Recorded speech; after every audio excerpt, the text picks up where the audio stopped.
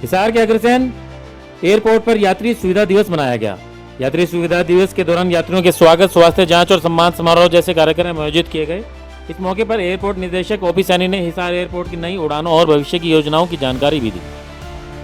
Airport authority of India की ओर से आयोजित कार्यक्रम में महिला कर्मचारियों, हाउस कीपिंग स्टाफ और अन्य कर्मियों को सम्मानित किया गया। यात्रियों का तिलक लगाकर स्वागत किया गया और उनकी सुविधाओं को लेकर फीडबैक भी लिया गया। इस दौरान प्रेस वार्ता में एयरपोर्ट निदेशक ओपी सैनी ने बताया कि वर्तमान में हिसार से अयोध्या, दिल्ली, चंडीगढ़ और जयपुर के लिए उड़ानें संचालित हो रही हैं। वहीं अहमदाबाद और जम्मू के लिए नई उड़ानें शुरू करने की प्रक्रिया जारी है। एयरपोर्ट नाइट लैंडिंग सहित सभी आधुनिक सुविधाओं को लेकर पूरी तरह से तैयार है। अहमदाबाद और जम्मू की उड़ान शुरू होने के बाद उन्हीं उड़ानों को आगे श्रीनगर और मुंबई तक बढ़ाने का भी प्रस्ताव है। उन्होंने बताया कि नए टर्मिनल, कार्गो बिल्डिंग और एटीसी ब्लॉक का निर्माण कार्य जारी है, जिसे अप्रैल 2027 तक पूरा करने का लक्ष्य रखा गया है। इसके बाद एयरपोर्ट की यात्री क्षमता कई गुना बढ़ जाएगी और बड़े शहरों से सीधी कनेक्टिविटी का रास्ता खुलेगा। एयरपोर्ट निदेशक के अनुसार उद्घाटन के बाद से अब तक हिसार एयरपोर्ट से 551 उड़ानें संचालित हो चुकी हैं और करीब 9700 यात्री हवाई यात्रा कर चुके हैं। सबसे अधिक यात्री भार अयोध्या रोड पर दर्ज किया गया है। उन्होंने ये भी बताया कि हिसार एयरपोर्ट पर कार्गो निजी कंपनियों को रेंट पर देने के लिए भी हरियाणा सरकार की तरफ से प्रयास किए जा रहे हैं। कुल मिलाकर कहा जाए तो नई उड़ानों की तैयारी, बढ़ती सुविधाएं और विस्तार परियोजनाओं के साथ हिसार एयरपोर्ट को प्रदेश के प्रमुख एविएशन हब के रूप में विकसित करने की दिशा में तेजी से काम किया जा रहा है। आज भारतीय विमानपत्तन प्राधिकरण अपने सभी हवाई अड्डों पर यात्री सुविधा दिवस का आयोजन कर रही है। हमारे भारत सरकार के प्रधानमंत्री, माननीय प्रधानमंत्री श्री नरेंद्र मोदी जी के 12 वर्ष पूर्ण होने के उपलक्ष्य में ये कार्यक्रम का आयोजन किया जा रहा है। इस अवसर पर एयरपोर्ट पर विभिन्न गतिविधियां की जा रही है। सबसे पहले हमने इसमें वंदे मातरम गीत का सामूहिक गान किया, जिसमें हमारे जितनी भी एयरपोर्ट पे स्टेक होल्डर्स है, जितनी भी एजेंसी काम कर रही है, एयरलाइंस हो गई, एयरपोर्ट की सिक्योरिटी में स्टेट पुलिस हो गई, ATC services, communication services, different stake holders, उन सब के साथ वंदे मातरम का सामूहिक गान के साथ इसका कार्यक्रम का आगाज़ किया गया। उसके पश्चात हमने इस एयरपोर्ट पे काम करने वाले हाउस कीपिंग के जो स्टाफ्स है, जिनकी वजह से ये एयरपोर्ट इतना साफ सुथरा है, इतना मैनेजेबल है, उनको हमने सम्मानित किया। उसके पश्चात हमने हिसार एयरपोर्ट पे कार्यरत जितने भी वुमेन्स हैं, महिला जो हमारी कर्मचारी हैं, जो एविएशन सेक्टर में कार्य कर रहे हैं, उनका सम्मान किया गया। मैं आपको बताना चाहूँगा, यहाँ पे एयर ट्रैफिक कंट्रोलर्स में हमारी महिलाएं हैं, आपके एयरपोर्ट के ऑपरेशंस में महिला कार्यरत है। उसके अलावा हमारे एयरपोर्ट पे जो एयरलाइंस है, जो काम कर रही है, एयरलाइंस एयर तरफ एयरपोर्ट की जो सिक्योरिटी कर रही है, उनमें जितनी भी महिलाएं कार्य कर रही हैं, उन सबको सम्मान किया गया। उसके पश्चात हमने यहाँ पे वृक्षारोपण का कार्यक्रम किया गया इस अवसर पे, और तत्पश्चात हमने यहाँ पे जो हेल्थ चेकअप है, सभी जो हमारे स्टेक होल्डर्स है, जो भी कर्मचारी यहाँ पे कार्यरत है, उनके हेल्थ चेकअप के लिए हमने डिफरेंट कैंप्स यहाँ पे लगाए हुए हैं। तो इस तरह का कार्यक्रम का आयोजन किया गया। इसी के साथ जो हमारे यात्री है, जो पैसेंजर्स हमारे आज यहाँ से ट्रेवल करने जा रहे हैं, क्योंकि आज हमारे एयरपोर्ट से चंडीगढ़ की फ़्लाइट है, हिसार से चंडीगढ़ से फ़्लाइट आएगी और वापस भी जाएगी। तो उन पैसेंजर्स के अराइवल्स एंड डिपार्चर पैसेंजर्स का यहाँ पे टीका लगाकर स्वागत किया जाएगा तथा उन्हें वेलकम किट प्रदान की जाएगी। तथा इस एयरपोर्ट पे होने वाली नई फ्लाइट्स वगैरह सब जितनी भी फ्लाइट्स चल रही हैं, उन सबका संचालन की जानकारी उन पैसेंजर्स को दी जाएगी तथा उनका पैसेंजर का फीडबैक भी कलेक्शन किया जाएगा, ताकि हम और भी जो भी सुविधाएं पैसेंजर की जो फीडबैक आती है उसके तहत हम उसको इम्प्रूव करेंगे। यात्री सुविधा दिवस के अवसर पर मैं बताना चाहूँगा, यहाँ पे हमने पैसेंजर्स के लिए फ्री वाईफाई की सुविधा है टर्मिनल के अंदर। कई बार जैसे एयरपोर्ट पे आते पैसेंजर्स का मोबाइल नेटवर्क कई बार वीक है, नहीं काम कर पा रहा, उसको कोई आगे की फ़्लाइट कनेक्ट करनी है, कुछ टिकट करनी है, तो उसमें हमने फ्री वाईफाई की सुविधा यहाँ पे कर रखी है। उसी के साथ यहाँ पे लैपटॉप चार्जिंग, मोबाइल चार्जिंग, ये सब सुविधाएं सारे एयरपोर्ट के टर्मिनल पे उपलब्ध है। तो इस तरह से हम यात्री सुविधा दिवस का कार्यक्रम मनाने जा रहे हैं। वर्तमान हाँ जी, फिलहाल सर आगे अभी कौन सी फ्लाइट बोलने और नहीं सुना? वर्तमान में हमारी जो फ़्लाइट्स है 8% हमारे यहाँ से जयपुर, चंडीगढ़, दिल्ली और अयोध्या की फ़्लाइट ऑलरेडी संचालित की जा रही है। उसके पश्चात हमारे अभी जो है अहमदाबाद और जम्मू के लिए फ़्लाइट ऑपरेशन के लिए आगे की कार्रवाई चल रही है। एलायंस एयर का जैसे भी शेड्यूल आता है तो एयरपोर्ट अथॉरिटी की तरफ से उन शेड्यूल्स को अप्रूव किया जाएगा और एयरपोर्ट पूरी तरह से नई फ़्लाइट्स के संचालन और इवन नाइट लैंडिंग वगैरह के लिए भी एयरपोर्ट पूरी तरह से तैयार है हमारा। कब तक उम्मीद की जा सकती है? तो ये जो हमारे एयरलाइंस ने जो अभी हमें कोई रिटर्न में प्लान अभी तक सबमिट नहीं किया है, बट जल्दी उनको हमने बोला है कि आप जल्दी से जल्दी यहाँ पे फ़्लाइट का नया फ़्लाइट का संचालन कीजिए, क्योंकि एयरपोर्ट पूरी तरह से रेडी है। जो भी इंफ्रास्ट्रक्चर, कम्युनिकेशन, नेविगेशन, सर्विलेंस, जो भी फैसिलिटीज़ यहाँ पे लगनी थी DVR, डी में, ये सब ऑलरेडी इंस्टॉल हो चुके हैं। DGCA से लाइसेंस भी हमारा अपडेट हो चुका है। करंट जो फ्लाइट्स हैं उसका यात्री भार कितना है, कितने यात्री हैं? करंट अगर मैं बात करूं यात्री पैसेंजर्स का, तो हमारे यहाँ से 4 फ्लाइट चल रही है, जिसमें सबसे ज़्यादा यात्री भार हमारा जो रिलीजियस फ्लाइट हमारी जो है अयोध्या की, उसका जो यात्री भार सबसे ज़्यादा है। अगर टोटल बात करूं मैं, हमारा जो एयरपोर्ट का इनॉग्रेशन हुआ था 14 अप्रैल 2025 को माननीय प्रधानमंत्री नरेंद्र मोदी जी के कमलों से इसका हुआ था उद्घाटन, और अयोध्या की फ्लाइट से ही शुरुआत हुई थी इसकी। और अब तक हमने 31 मार्च 2026 तक 551 फ्लाइट्स हमने यहाँ से हिसार हवाई अड्डे से संचालित की है, और हमने 9690 यात्रियों को यहाँ से हिसार से एयर ट्रेवल करवाया है। तो ये है मतलब अब तक का डेटा है इसका। सबसे ज़्यादा यात्री 551 फ्लाइट्स ऑपरेट टिल 31 मार्च 2026। तो इसमें ये पता था कुछ अयोध्या के लिए कितने गए हैं सब? सर वो इंडिविजुअल डेटा अभी मेरे पास तैयार नहीं है, वो हम एयरलाइन से मुझको ले सकते हैं, जो इंडिविजुअल जैसा है ना फ्लाइट वाइज डेटा जो है कि कितनी फ्लाइट में कितने पैसेंजर गए, तो एयरलाइंस के पास उसका डेटा रहता है, तो एयरलाइंस एयर सर्विस को हम प्रोवाइड कर सकते हैं। हवाई अड्डा हमारा क्या हो चुका है, ऑपरेशनल भी है, मेंटेनेंस कोर्स जो होता है ईयरली वो हमारी लगती ही लगती है। बिल्कुल। वैसे में यार कमर्शियली जितना यूज़ होगा उतना हमें बेनिफिट रहेगा, सरकार को हो चाहे प्राइवेट एयरलाइन को हो। बिल्कुल। जो एयरलाइन चल रही है वो तो चल ही रही है, फ्लाइट जो चल रही है, तो क्या प्राइवेट कुछ लेना चाहे, कुछ सर्विसेज कोई लेना चाहे तो उसके लिए भी अवेलेबल है? उसका मैं सब बताऊंगा।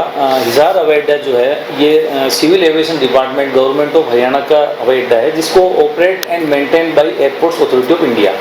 सो लैंड वगैरह के जो राइट्स है वो civil aviation department government of Haryana के पास है, तो उन्होंने अभी एक RFP का प्रोसीजर चल रहा है उन लोगों का, और ये जो आपके जितने भी हैंगर्स है आप देखेंगे एयरपोर्ट पे 3 से 5 हैंगर्स है, तो उन हैंगर को लीज आउट करने के लिए गवर्नमेंट ऑफ हरियाणा ऑलरेडी प्रयासरत है। तो जल्दी जिसको भी लीज मिलेगा तो वो यहाँ पे उसको कमर्शियल यूज करना शुरू कर देंगे।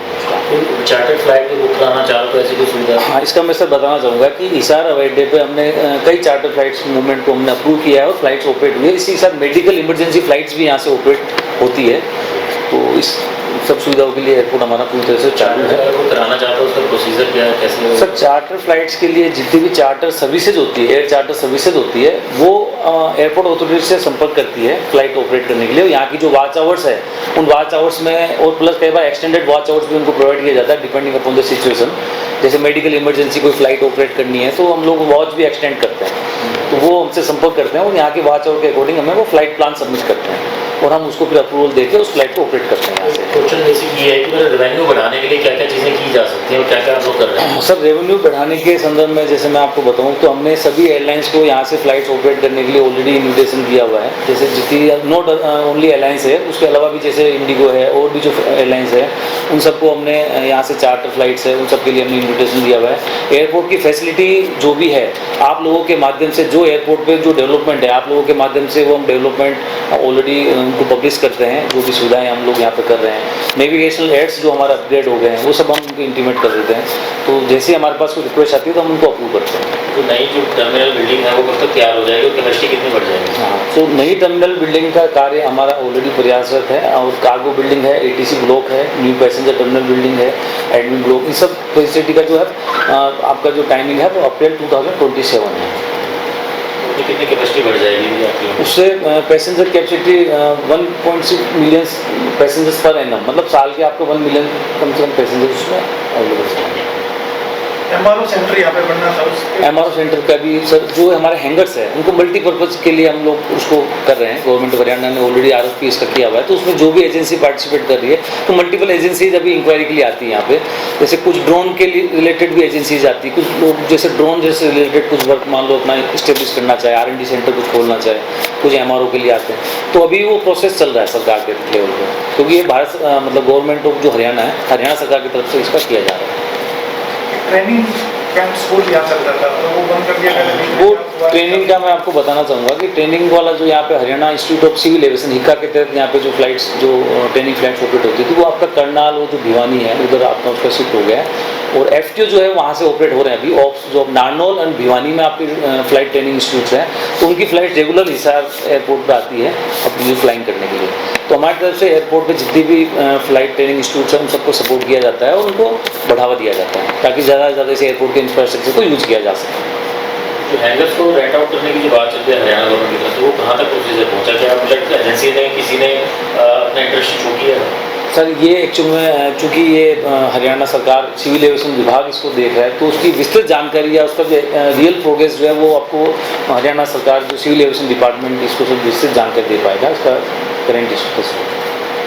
इसमें हरियाणा सरकार ने जो यात्रियों को किराया कम देना पड़े इसकी एक छूट दी थी 6 महीने के लिए, शायद वो लागू की थी, क्या उसको भी एक्सटेंड किया है? सर मैं बताना चाहूँगा कि ये छूट आपकी अभी भी प्रभावी है, क्योंकि हिसार एयरपोर्ट से जो भी फ्लाइट जैसे एयरलाइंस की ऑपरेट हो रही है वो VGF के तहत ऑपरेट होती है ना, वायबिलिटी गैप फंड जिसको बोलते हैं, जिसमें कुछ सीट्स जो भी आपका पैसेंजर्स को जो बेनिफिट हो तो वो गवर्नमेंट ऑफ हरियाणा वो जो है उसकी अमाउंट आपको उसमें मिलती है।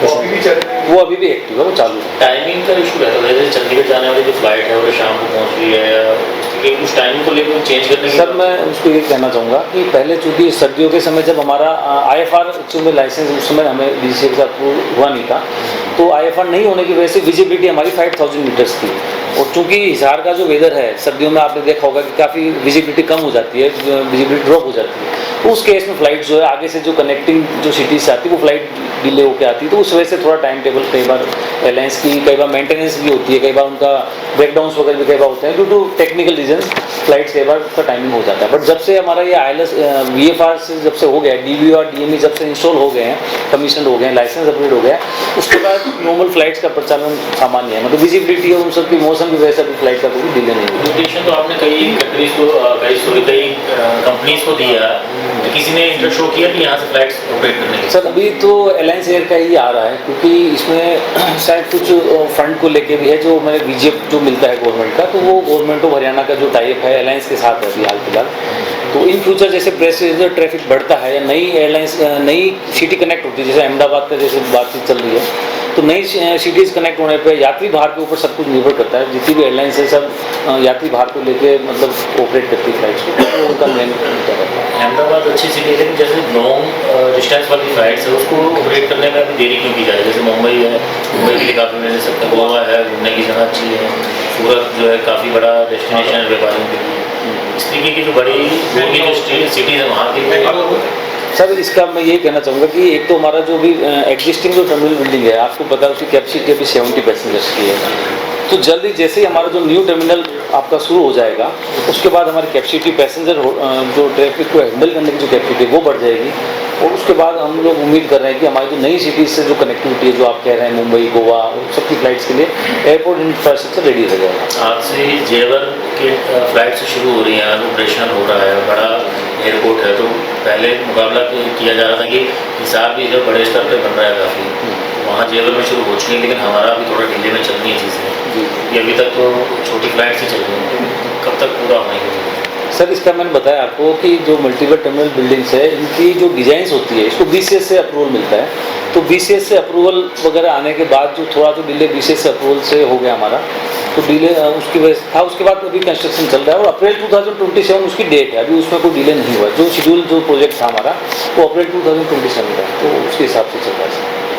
Sir high level strategic review meeting हुई थी जी जी, तो उसमें नए 5 रूट और शामिल करने के लिए कहा गया था, सभी के लिए कहा गया था, उसका क्या है सर? फिजिबिलिटी रिपोर्ट आ रही है? सर अभी चूँकि ये मीटिंग जो हुई थी honourable additional chief secretary ma'am के वहाँ 12 मई को मीटिंग हुई थी हमारी, मतलब वहाँ पे एलायंस एयर के जो स्टाफ थे उनके MDs वगैरह भी आए थे, तो मैम ने उनको ऑफर दिया था कि जो हमारी कनेक्टिविटी ऑलरेडी है अयोध्या दिल्ली चंडीगढ़ और जो आपका जयपुर, तो वायबिलिटी उनकी जो है उनकी रिपोर्ट वो प्रस्तुत करेंगे, उनका चल रहा है। जैसे अहमदाबाद और जो आपका जम्मू है, जम्मू वाले को श्रीनगर आगे एक्सटेंड करने का उनका प्लान था और अहमदाबाद वाले को आगे मुंबई का, तो सबसे पहले तो मैं आपको ये बोलूँगा सबसे पहले अहमदाबाद और जम्मू की फ्लाइट जब शुरू होगी तो उनको फर्दर कनेक्ट करना एक्सटेंड करना वो फिर एयरलाइंस अपना यात्री भार के अनुसार वो उसको कर सकते हैं। सारे को जो शुरू किया गया था इसकी सुरक्षा को लेकर काफ़ी सवाल हो रहे थे, काफ़ी जानवर इसमें घुस रहे थे क्योंकि जंगल एरिया में, तो क्या ये पूरी तरह सुरक्षित है? हाँ जी, मैं आपको कहना चाहूँगा कि हिसार एयरपोर्ट पूरी तरह से सुरक्षित है, सभी तरह के जो वन्य प्राणी वगैरह है तो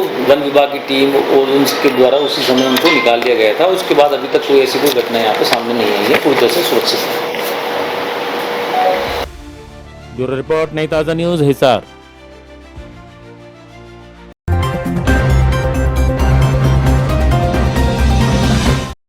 लेटेस्ट वीडियोस के लिए सब्सक्राइब करें हमारा चैनल नई ताज़ा न्यूज़ और दबाएं बेल आइकॉन ताकि आप मिस न करें कोई भी अपडेट।